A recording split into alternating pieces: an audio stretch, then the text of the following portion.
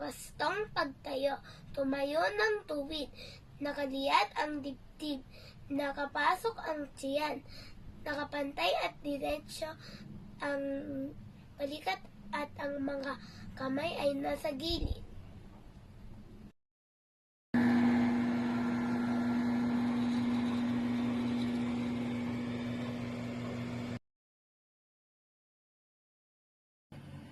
Wastong pag-upo.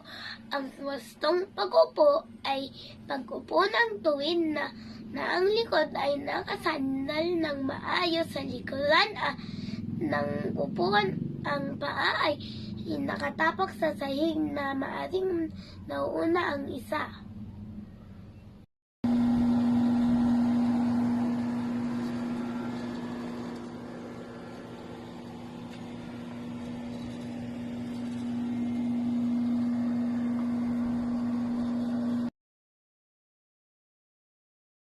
Paglakad. Ang maayos na paglakad ay nangangailangan ng maginhawa na sapatos. Maayos na pagsulong ang mga paa, tuwid ang ulo at baba, ngunit nakatingin sa dinadaanan.